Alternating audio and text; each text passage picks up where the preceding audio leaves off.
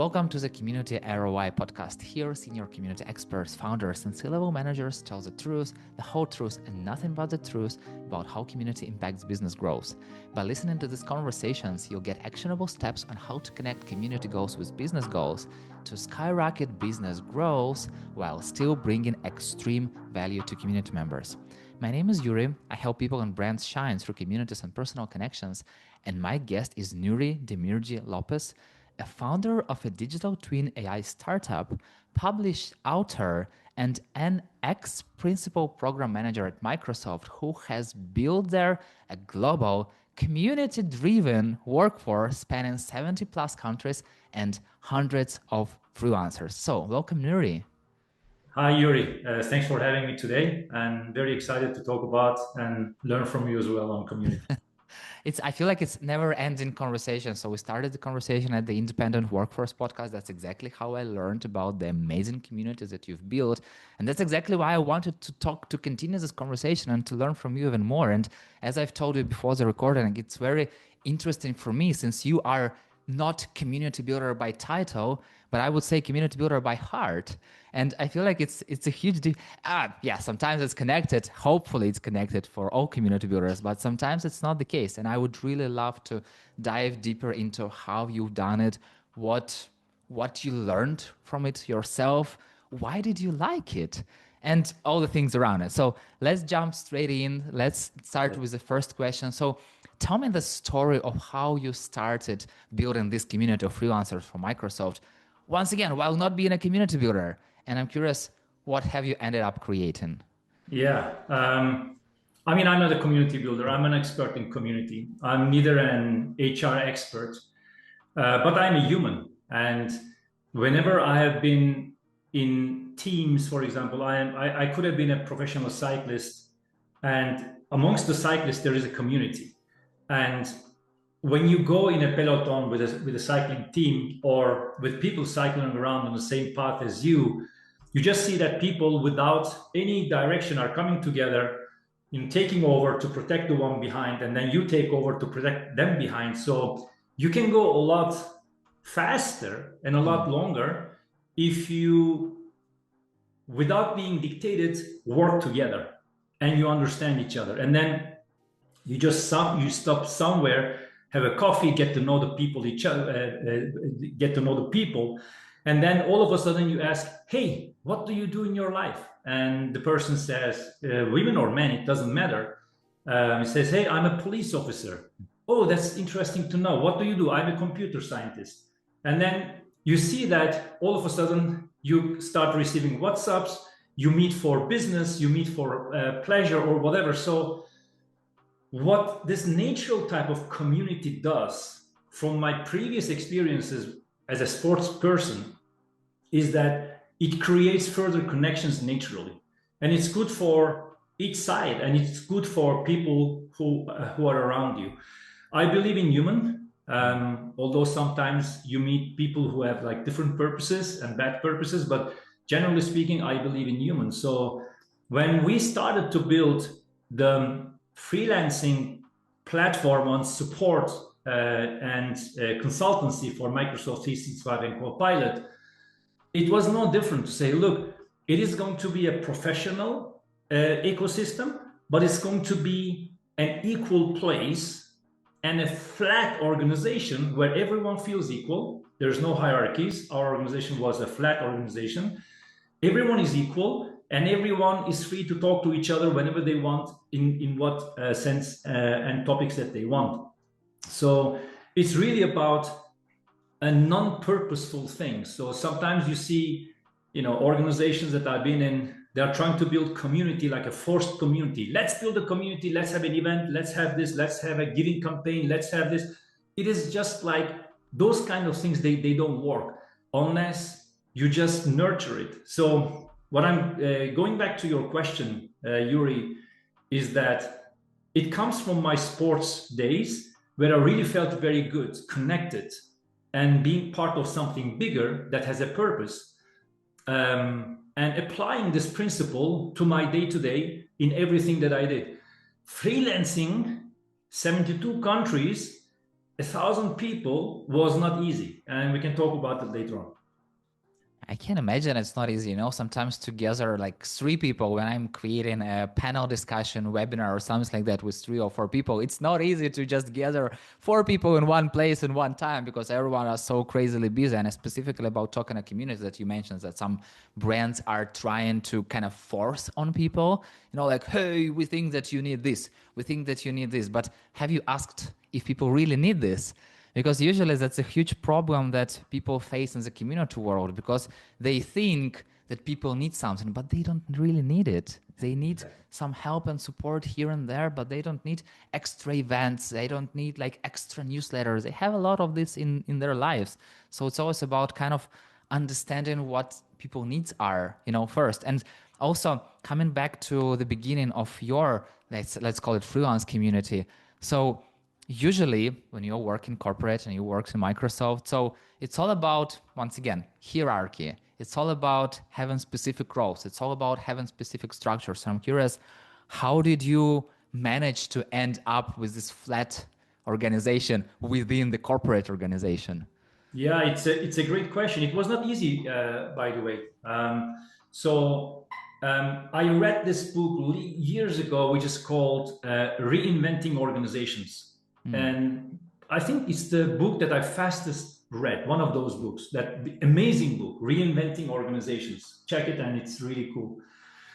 In that, it was talking about flat organizations, and there are different types of organizations. And it was really talking the amazing outcomes when you have a flat organization that includes people who are community-oriented, social good-oriented, and people-oriented. There is this, I think it's in Netherlands, a nursing community, which is not orchestrated by anyone. It's just community orchestrated itself that organizes themselves, and they go to houses to do nursing, and they also make money and etc. Leave it apart. I said, we could have this concept of a flat organization where everyone really feels equal rather than I can only see Nuri with a telescope. Or in my dreams. I cannot talk Nuri because he is the principal program manager in Microsoft. Oh. So, long story short, when you look at cultures, there are some cultures that are by design hierarchical.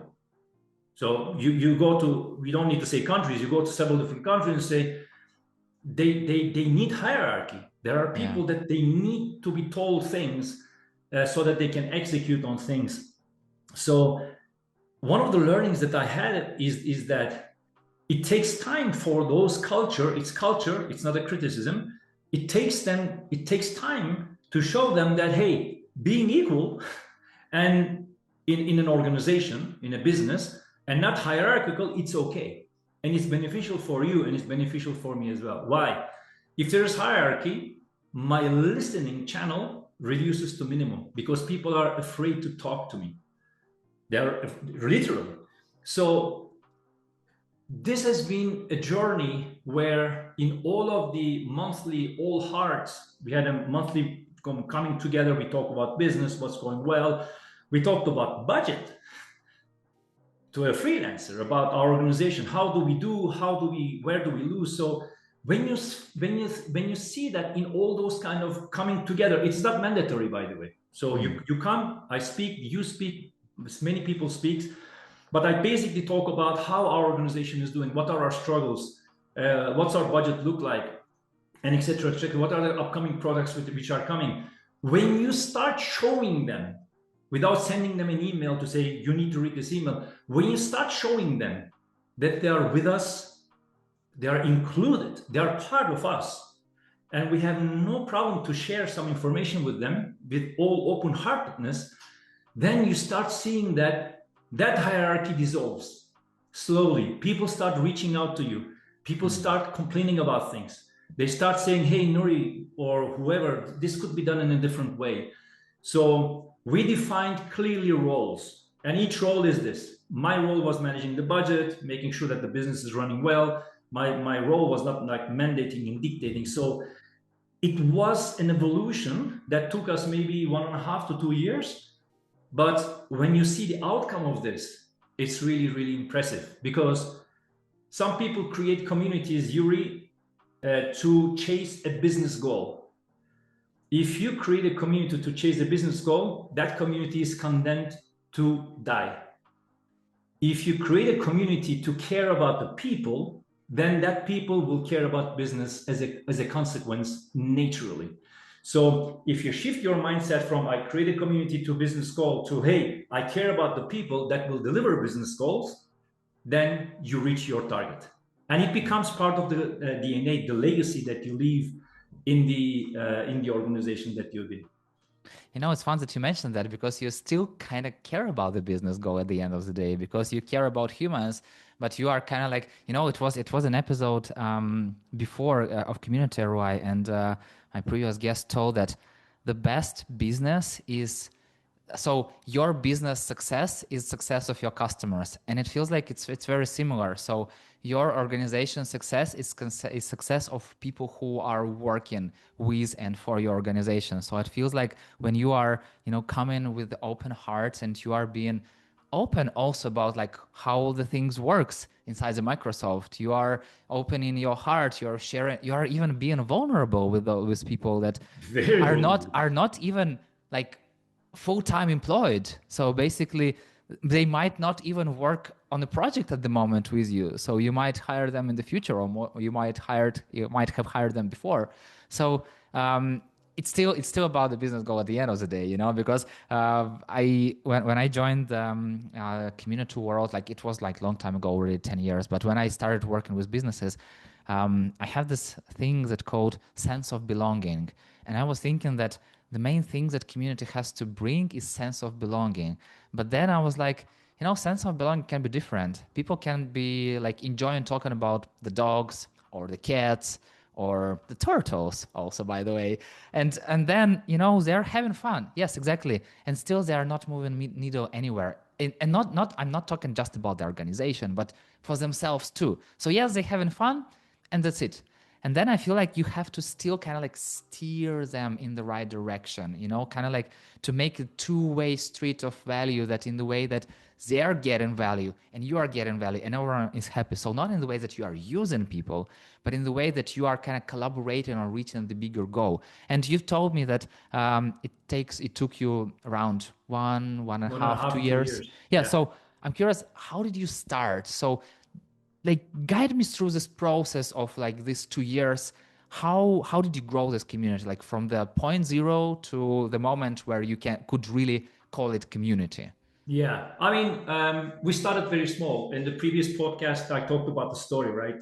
We had kind of a $5,000 monthly budget for freelancing, and it came to 1.5, 1.6 million a month. So, of course, when you create a community, in me at that time being a Microsoft full-time employee working with freelancers, and freelancing concept was also somehow not so known to Microsoft and Microsoft executives. You need to work the internal executives, HR, legal, or whatever. You need to work with them.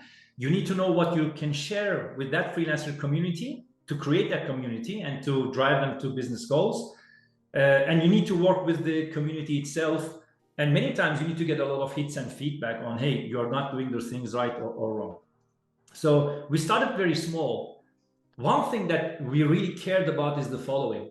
Social good is very important for us. For Microsoft, I'm really proud of being an ex-member of Microsoft 22 years. For Microsoft, genuinely, social good has been always very, very high priority, giving back the community. That's in the DNA of Microsoft. And we also took it very seriously ourselves.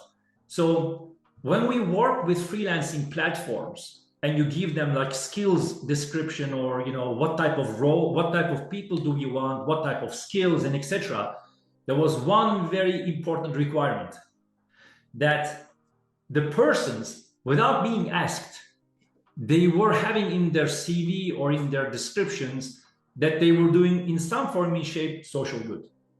It can be Red Cross, it can be ACNUR, it can be cancer research, it can be something. So all equal, we asked our freelancing platforms to prioritize those individuals that were involved in some form and shape in community work. Because equal-minded people, it's a lot easier for us to adopt into our culture. So we didn't put it as a mandate, because sometimes you have persons that, hey, I don't want to talk to the community, I don't want to help community, and I deeply respect that.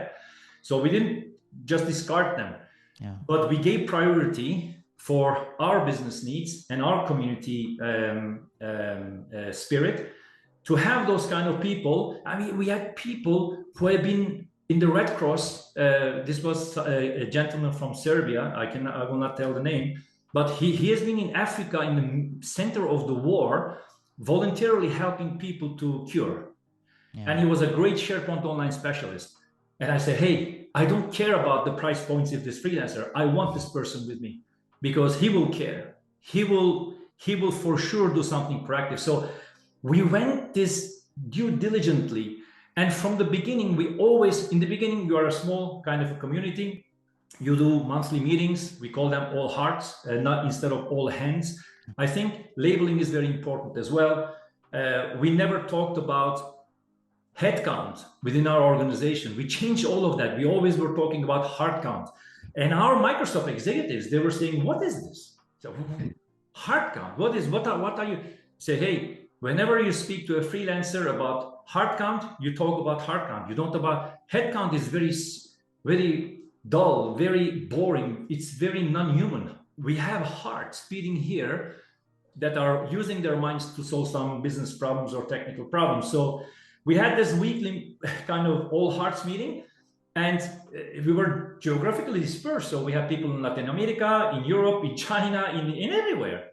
So, and to accommodate them, we wouldn't just say to them, hey, wake up 3 o'clock in the morning and join this all hearts call. We did this 3 times. So I remember myself like being like a zombie the day after, because I've been the whole 24 hours pretty much awake, because I really wanted to be there. So the community building needs to be aligned. You need to bring your internal stakeholders together on building that community, how you will build the community, what messages you are going to drive. And then you need to sacrifice your time, and you need to make sure that people start understanding, why does this community exist? If the freelancer community succeeds, we will be able to give more job opportunities to other freelancers in any place on the planet. I'm very passionate about this, Yurii. Our goal was never our KPIs, customer satisfaction, this and that. Our core goal, whenever we went in front of our community, was, hey, let's do this damn thing right, so that Microsoft invests more money on freelancers to give more job opportunity to other freelancers who are looking for a decent work from home, a great work-life balance in any side of the planet. That was always our goal. How can we provide job opportunities to the people doing the right things? For you to do the right thing, you need a community, and you need to build that community.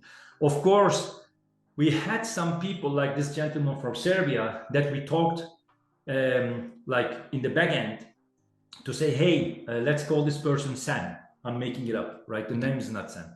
Yeah. Hey, Sam, just to start doing some community activities amongst your small local community and then broader community without involving us.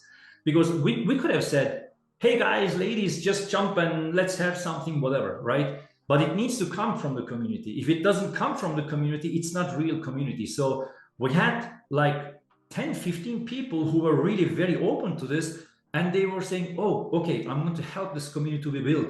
So we didn't build the community ourselves. Those individuals built those communities.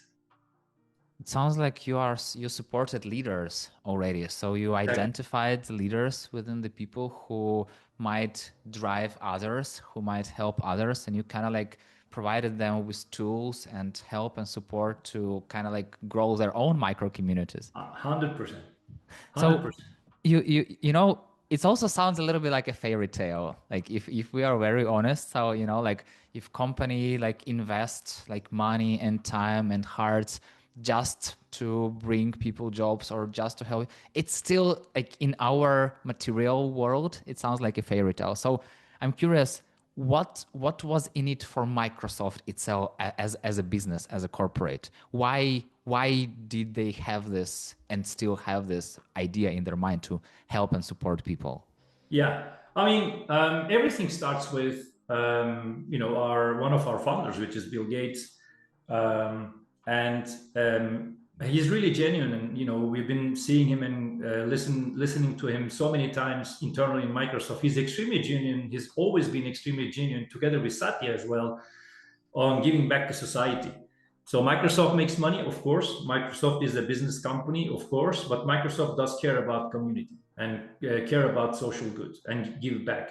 There are voices that might not accept it, and I respect them. But as a 22 years old Microsoft employee and now an ex-Microsoft employee, I would say that it is very genuine, and there's a lot of investment there. So, but when you look at communities that are real communities and not forced communities, you see that the outcomes that they produce are really, really very strong, because those communities really drive towards a purpose, right? You do your job, you get your money, but you drive a purpose.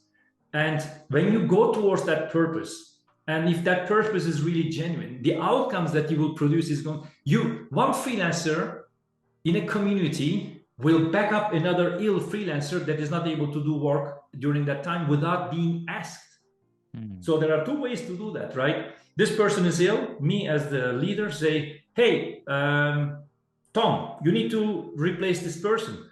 But you don't need to, because when there is a community, people are aware of each other. Yeah. They are aware of they're sick, they are not sick, they have struggles, they don't have struggles, they struggle in technology, they struggle in personal lives.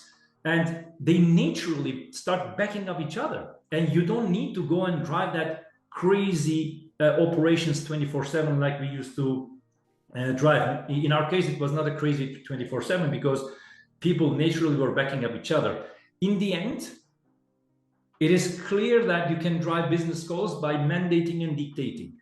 You can do that. You can squeeze the people. I can name a lot of companies about that. Possibly I will go to jail because I know them.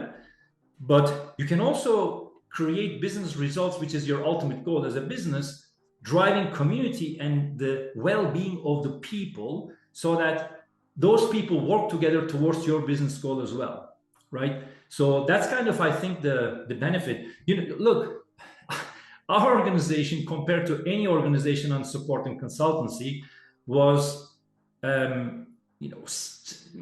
light years ahead in customer satisfaction, light years ahead in cost and efficiency, light years ahead in AI and innovation. And you could just not do it with mandating or dictating, neither by having the brightest mind in the world paying them a lot of money, because you can have 10 regular people working together as a community towards a goal, and they can create a lot better outcomes than 5 brilliant, very expensive minds who are not working towards the goal. I'm currently reading the book Inspire by Adam Galinsky about leadership, about how they can help other people to thrive and grow. And it was this moment that, of course, people need to be paid, and they have to have a good life, because everyone needs to eat, everyone needs to buy clothes and stuff. And still, what people are really inspired by is when they are seen and heard. And I feel like that's exactly what you are talking about, because community makes people feel seen and heard. And of course, once again, I'm not saying that if you are building community, you can use everyone for free. It's kind of like slavery in a way. So let's talk about the real life. And I totally believe that when you are inspiring people, when you are creating the system where people care about each other, where people are supporting, when they are connected, this system, this community is much, much stronger than just having separate workforce, that having separate people who are just joining your project from 9 to 5, then they just leave it and they don't care. And I feel like that's exactly if we are talking about business outcomes, it will be a ton of saved time and money afterwards, because when people put their heart, they make less mistakes, they deliver better product, they create a better services. And at the end of the day, you won't need to hire someone else to fix those problems, to deal with, this stories about the coders who didn't like their work, and then they go somewhere else, and someone else started working with their code, and they're like, oh my God, what's going on in there? Because it's like the mess. It's not the code. It works, yes, but no one can understand how exactly does it work. So I totally understand. And when you told me about all hard meetings and how Microsoft executives thought about it, I smiled because I totally get that. And I had another conversation about community ROI with Drew Pontikis, and he told that they had some meetup for community where they were just playing video games, and executives came into the room like, what the hell are you doing here? Like, it doesn't look like you are like driving business goals or something like that. So I totally get how they felt. And I'm curious, how did you win those executives' hearts? Like, how did you persuade them? Like, what did you tell them about the need of this community, about the value of this community? Yeah. One thing that I want to state is that, community was not like an objective or a KPI or whatever for us. So it just was born naturally because a couple of crazy guys like me, we really believed in this. It's good for the people, it's good for the business, it's good for the company, it's good for the customers as well. So when you look at unsuccessful organizations, you will see one of the indicators on high attrition. People will just leave, say, damn it, I'm going, right? 8 years, in total, more than 6,000 freelancers. Our attrition was close to 1%. And in many cases, it was because underperforming or people just, won a lottery or just went away. So a business with low attrition, with high degree of freelancer satisfaction, because we also survey the freelancers almost constantly.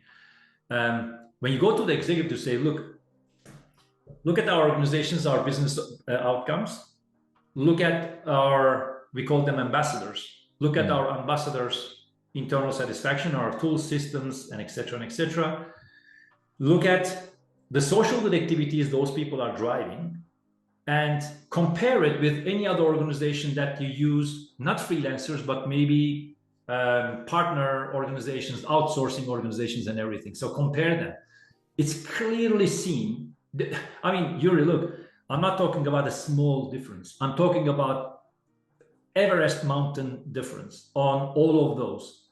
And then you need to work with the hearts of the people as well. Executives also have hearts, and good ones. Hopefully, yes. They do, believe me. Believe me, they do. Now, we have been driving a lot of local community activities through some of the leaders that we had there in Kenya, in South Africa, in India, in Pakistan, in Egypt, in Latin America. So we allocated budget so that those people who are there would come together, and then it's not about coming together and having fun only, but they would come together, but they would do also some social good activities, visiting an orphanage and giving the small kids some good presents, building houses. We had a freelancer that he was in the Central Africa, and he was using half of the money that he was earning to build shelters for little children who were orphaned from war. And we asked him, hey, send us a video. And he sent us a video. You see the video and you cry. It's genuine video. You just start distributing these videos in your all hearts or after your all hearts, and people see that, damn it, I can also do it. I can do something good. I'm getting some good money here. I have a good job, and I would do that. So when you compile this type of videos on social good and you show it to the good-hearted executives and also the business results, believe me, I had executives that literally, when we were exposing all of that, they literally were crying. They were literally crying and say, hey, this is damn interesting. This is damn good, right? There's always doubts about security, compliance, and everything like that. But this is kind of a field work, Yurii. It's not about having a PowerPoint presentation, and this is the community, this is what we did. It's just a constant work with the hearts of the people. But together with that, especially executives, they are really brain people. They need to also show business results. So that's how you manage it. And that's also sometimes the feedback that you get constantly from the management to say, hey, look, I see that in those all hearts meetings, you talked about this in this way. Perhaps you could have not said this way, but in another way, so that it would be aligned to our messages as well. So I made a lot of mistakes for sure. Yeah. But you keep on learning from that mistakes, because this type of a community is very rare in the planet that we built. I'm really sorry that I needed to leave that to build my startup company. Sometimes you always have to choose where to go, and I feel like those human connections that you've made are still with you, so they are not going anywhere. And I believe that you will continue this journey everywhere, because once again, so I have this feeling when you live in a company that people are just deleting each other phone numbers, emails, and stuff, but it usually never works that way. If you have really good connection with someone, you still have conversation with them no matter what. So it's not like just because you are coworkers, but because you are humans, as you've mentioned. So people are doing this. And you shared with me already some heartbreaking stories. And I'm curious, can you share a moment where you had a deepest sense of belonging within the community, like some story or I don't know, some example about something that touched you personally as a human, that made you cry maybe? Yeah, I'm a sensible person, so I cry a lot. There are so many. So COVID hits everywhere.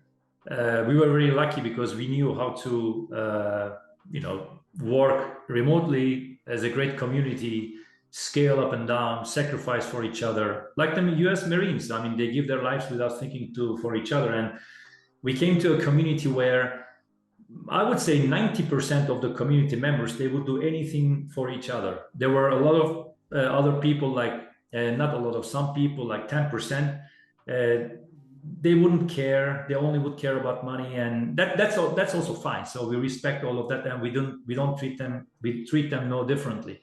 Yeah. But COVID hits. Picture this: my son, one of my sons, we have a house in Madrid, so one of our sons was playing football in Valencia. So my wife left to Valencia to be with him, and one of my old son, he's studying computer engineering in Bilbao, in the north of Spain. So I take the car, I go there to be with him during the COVID time, because there was a lockdown, a lot of fear. So picture me with all of that kind of situation, working day and night. And COVID, at that time, there was a point in time that you might remember, COVID hit very hard India. Yeah. No oxygen, nothing. So we have an India community there, of course. All of a sudden, I'm receiving tons of messages in Microsoft Teams from very different freelancers to say, look, we need to send money to our Indian folks, not because they are ill, because they were doing okay, but to help India. And they said, Nuri, can we somehow send them money? I said, yeah, we will find a way. So we work with our legal team, we work with our freelancing providers. We built a secure way to be able to send them money. So all of a sudden, like 700-800 freelancers started to donate their monthly income, so that we could help people, and not freelancers, but we could help people suffering in India, buying them oxygen. And we were able to send $62,000 to India through an association, all proved. So we didn't get that money in our pocket. So, and with evidences that, we were helping those people. And I say, you know what?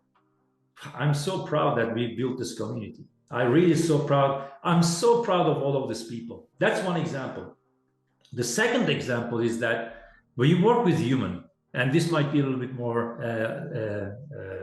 heavier, we work with human, and we had one freelancer who unfortunately passed away because he was bitten by a snake.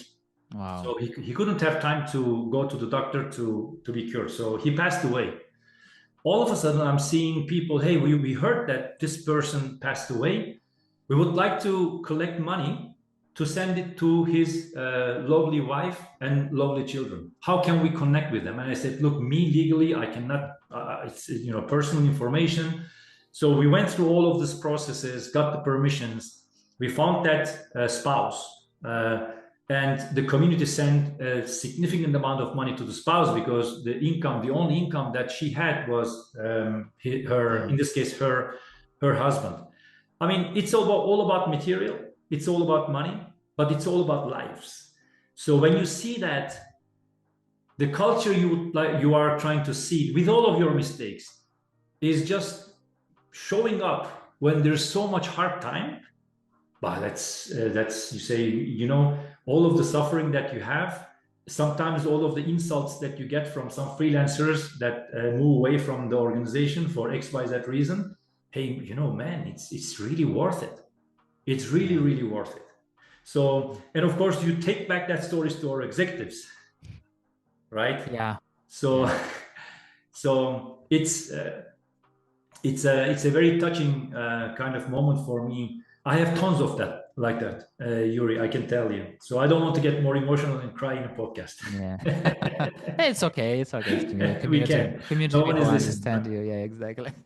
So, you know, the funny thing that you told that it's kind of like money, and I understand that it's not just money, because like money, everyone can send money, but it's all about, exactly as you've said, about those people who heard about this, about those people who initiated this thing, about those people who donated their monthly salaries, because still, you know, they're kind of like taking part of them, because why won't they just care about their families, about their things, and why would they care about other people? And you're exactly creating the sense of belonging that spans much more than just this work relationships. So basically you are building these human relationships, and I feel like it's a driving force behind everything. And you know, like I have my personal feeling that the more we are entering this AI world, kinda, I don't know what the future holds, but I already see that there are some chatbots, or like I read news about romantic chatbots where people can go and like have the boyfriend or girlfriend as a chatbot, and they are getting pretty deep in conversation. I'm like, oh my god, really? It kind of scares me, but it also makes me feel good in a way that I understand that in this time people need other people even more, and communities will thrive, and people like you are, who are putting their hearts and souls into building this community, they will also thrive, because once again, you know, I feel like it's a time where human needs human even more than it was before. So I think that you are doing an amazing job, and thank you so much for sharing your experience. I have still so many questions, and you know, I wish to have the sky is the limit, but time is the limit. So the final question, from your experience, how to ensure that community that you are building within the organization is not just nice to have, but that it really touches humans and business? Wow, that's a deep. Yeah, I need an hour for that, Yurii. So, communities are built with good-hearted people that really care about community, and also people who are business-minded at the same time, knowing that great communities bring great results.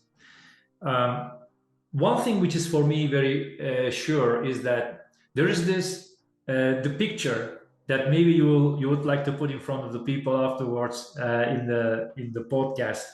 There's a picture which is if you look at the picture, you can see a face of a rabbit, or other people see the face of a duck, right? So the big question is, respecting what people see, how can you make everyone see in the community a duck or a rabbit? Because if someone sees duck and someone sees rabbit, then possibly you will not be able to reach the goals that you really want to reach, community goals, business goals, or whatever.